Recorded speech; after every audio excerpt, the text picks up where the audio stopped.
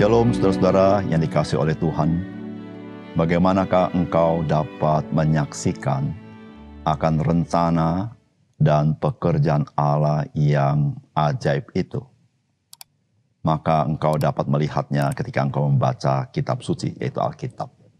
Saudara, Alkitab mengisahkan bagaimana Allah yang punya rencana dan Allah bekerja dalam sejarah dengan sangat dahsyat. Termasuk ketika engkau dan saya membaca kisah para rasul. Engkau akan menyaksikan Allah yang kau imani dalam Yesus Kristus. Memang Allah yang punya rencana. Dan dia Allah yang menggenapi rencananya. Salam jumpa dalam program Tuhan adalah Gembalaku. Saudara, peristiwa kayu salib Yesus Kristus terjadi pada hari raya Paskah orang Yahudi. Tidak heran kota Yerusalem dipenuhi oleh orang-orang Yahudi dari pelbagai wilayah. Termasuk mereka yang dari pelbagai tempat yang disebut dengan diaspora. Oleh karena itu, saudara, peristiwa Kristus mati di kayu salib sampai dengan peristiwa Pentakosta itu disaksikan oleh banyak orang dari pelbagai wilayah. Bahkan dikatakan, saudara, dari benua yang berbeda. Ada benua Asia, termasuk yang benua Afrika. Menyaksikan peristiwa itu. Saudara, begitulah bagaimana Tuhan yang merencanakan karya keselamatan dalam Yesus Kristus menggenapinya agar disaksikan oleh orang banyak dari berbagai wilayah, di mana hukum Taurat mengharuskan semua laki-laki pada hari raya Paskah dan Pentakosta berkumpul di Yerusalem.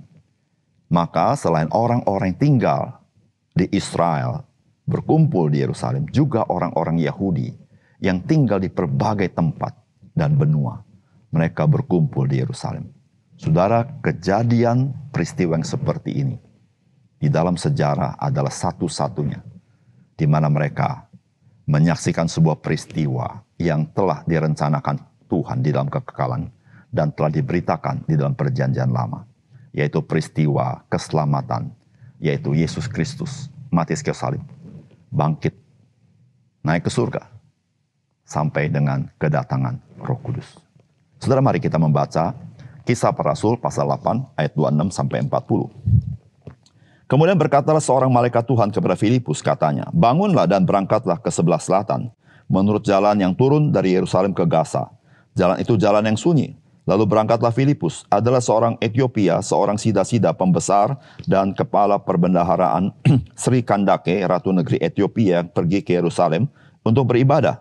Sekarang orang itu sedang dalam perjalanan pulang dan duduk dalam keretanya sambil membaca kitab Nabi Yesaya. Lalu kata Roh kepada Filipus, "Pergilah ke situ dan dekatilah kereta itu." Filipus pergi ke situ dan mendengar sida-sida itu sedang membaca kitab Nabi Yesaya. Kata Filipus, "Mengertikah Tuhan apa yang Tuhan baca?" Jawabnya, "Bagaimanakah aku dapat mengerti kalau tidak ada yang membimbing aku?" Lalu ia meminta Filipus naik dan duduk di sampingnya. Nas yang dibacanya itu berbunyi seperti berikut. "Seperti seekor domba, ia dibawa ke pembantaian, dan seperti anak domba yang keluh di depan orang yang menggunting bulunya, demikianlah ia tidak membuka mulutnya. Dalam kehinaannya berlangsunglah hukumannya. Siapakah yang akan menceritakan asal-usulnya? Sebab nyawanya diambil dari bumi." Maka kata sida-sida itu kepada Filipus, "Aku bertanya kepadamu, tentang siapakah Nabi berkata demikian? Tentang dirinya sendiri atau tentang orang lain?" Maka mulailah Filipus berbicara, dan bertolak dari nas itu, ia memberitakan Injil Yesus kepadanya. Mereka melanjutkan perjalanan mereka dan tiba di suatu tempat yang ada air. Lalu kata sida-sida itu, "Lihat, di situ ada air. Apakah halangannya jika aku dibaptis?" Saud Filipus, "Jika Tuhan percaya dengan segenap hati, bolehlah." Jawabnya, "Aku percaya bahwa Yesus Kristus adalah anak Allah." Lalu orang Etiopia itu menyuruh menghentikan kereta itu, dan keduanya turun ke dalam air, baik Filipus maupun sida-sida itu, dan Filipus membaptis dia. Dan setelah mereka keluar dari air, Roh Tuhan tiba-tiba melarikan Filipus, dan sida-sida itu tidak melihatnya lagi. Ia meneruskan perjalanannya dengan sukacita, tetapi ternyata Filipus ada di Asdod. Ia berjalan melalui daerah itu dan memberitakan Injil di semua kota sampai ia tiba di Kaisaria. Saudara yang dikasihi oleh Tuhan, Kisah Para Rasul sebenarnya menggambarkan bagaimana Roh Kudus bekerja dengan kuasa, hikmat, dan pimpinannya di dalam penyebaran Injil. dan juga di dalam pembangunan tubuh Kristus. Peristiwa yang kita baca ini adalah salah satu pekerjaan Roh Kudus terkait dengan penyebaran Injil ke pelbagai wilayah di dunia ini. Saudara, apakah pesan firman Tuhan bagi kita? Yang pertama, pekabaran Injil mencapai rencana Allah karena Roh Kudus memimpin pelayanan pekabaran Injil itu. Saudara, firman Tuhan berkata, kemudian berkatalah seorang malaikat Tuhan kepada Filipus, katanya, bangunlah, berangkatlah ke sebelah selatan, menurut jalan yang turun dari Yerusalem ke Gaza. Jalan itu jalan yang sunyi. Lalu berangkatlah Filipus, adalah seorang Etiopia, seorang sida-sida pembesar dan kepala perbendaharaan Sri Kandake, Ratu Negeri Etiopia, yang pergi ke Yerusalem untuk beribadah. Ayat 39-40. Dan setelah mereka keluar dari air, Roh Tuhan tiba-tiba melarikan Filipus dan sida-sida itu tidak melihatnya lagi. Ia meneruskan perjalanan dengan sukacita, tetapi ternyata Filipus ada di Asdod. Ia berjalan melalui daerah itu dan memberitakan Injil di semua kota sampai ia tiba di Kaisaria.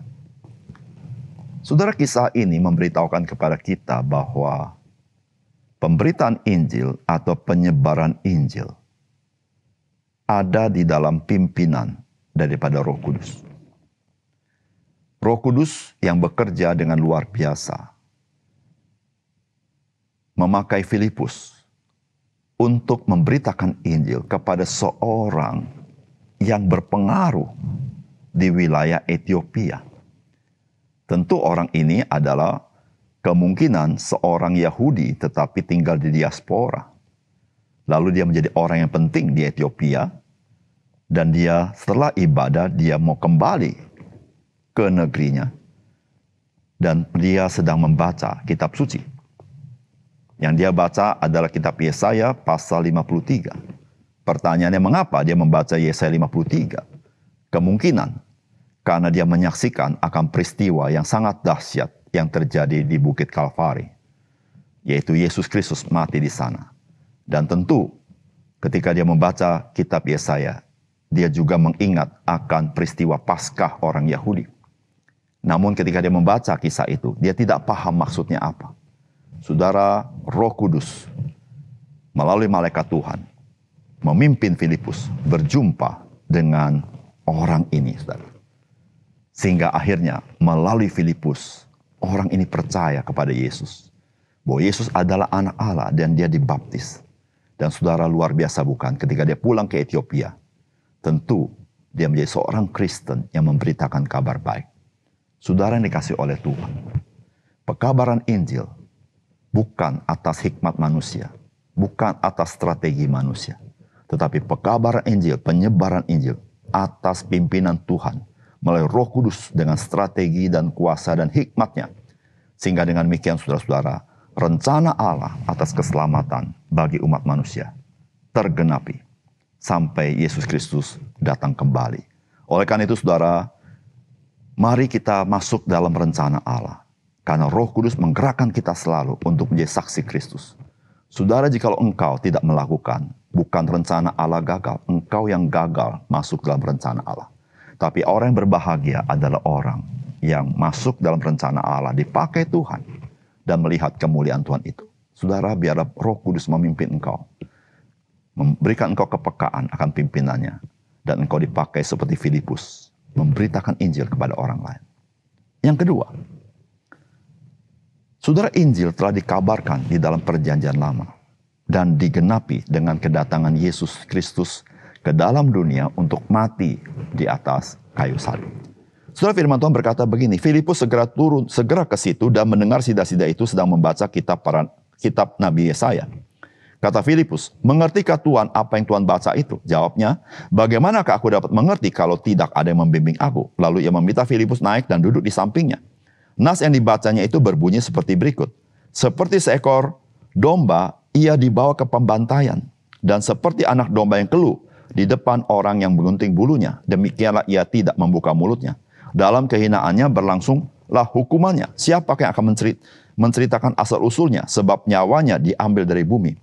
Maka kata sida-sida itu kepada Filipus, aku bertanya kepadamu, tentang siapakah Nabi berkata demikian? Tentang dirinya sendiri atau tentang orang lain? Maka mulailah Filipus berbicara dan bertolak dari nas itu, ia memberitakan Injil Yesus kepadanya.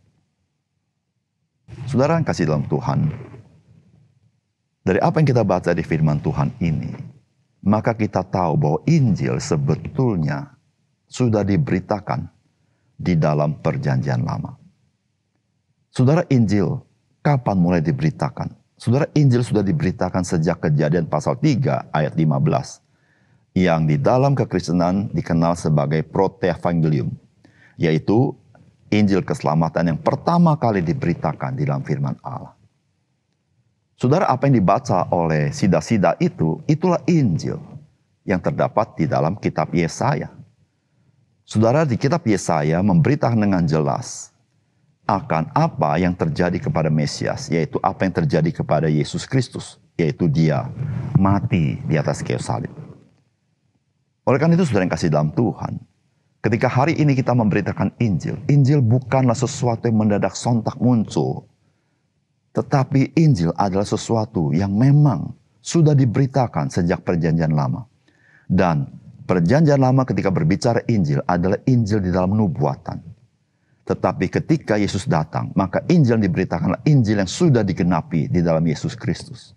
Sehingga saudara, ketika engkau memberitakan Injil, engkau dan saya adalah orang-orang yang dipakai di dalam seluruh sejarah keselamatan Allah. Dan engkau adalah orang-orang yang dipakai Tuhan. Sebagaimana Tuhan memakai orang-orang Perjanjian Lama. Sebagaimana Tuhan memakai para rasul di dalam memberitakan kabar baik. Saudara yang kasih dalam Tuhan, Tuhan, Dia mempercayakan Injil kepada kita. Sebagaimana Tuhan mempercayakan Injil kepada para nabi. Sebagaimana Tuhan mempercayakan Injil kepada para rasul. Saudara, demikianlah saudara dan saya mendapat hak istimewa. Sebagai orang-orang yang bukan hanya hidup di dalam sejarah dunia ini. Tetapi engkau dan saya, di dalam sejarah dunia ini, engkau telah menorehkan benih yang hidup di dalam hidup orang lain. Sehingga orang-orang di dalam masa kita ini, saudara, mereka boleh mengenal Yesus. Dan hidup mereka diubahkan. Saudara yang dikasih oleh Tuhan, Injil yang kita beritakan adalah Injil yang Tuhan percayakan kepada kita. Yang Tuhan percayakan kepada kita adalah Injil yang Tuhan sudah rencanakan sejak kekekalan dan disampaikan di dalam Perjanjian Lama. Oleh karena itu, saudara yang kasih dalam Tuhan, marilah kita sebagai orang percaya. Orang percaya yang dimanapun kita berada, kita memberitakan kabar baik, Injil keselamatan Tuhan Yesus kepada orang lain. Mari kita berdoa. Bapa surga, terima kasih untuk kebenaran firman-Mu. Kami bersyukur kepada Tuhan melihat, menyaksikan dalam kitab suci bagaimana Roh Kudus yang memimpin seluruh perjalanan misi, perjalanan Injil, sehingga Injil mencapai pelosok-pelosok dunia ini.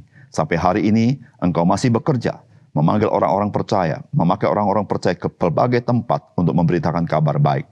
Sampai Tuhan Yesus datang kembali. Tuhan, kami adalah orang-orang percaya, biar Engkau memakai kami menjadi bagian di dalam sejarah keselamatan Tuhan, di dalam kami turut ambil bagian di dalam memberitakan Injil masuk dalam rencana Allah.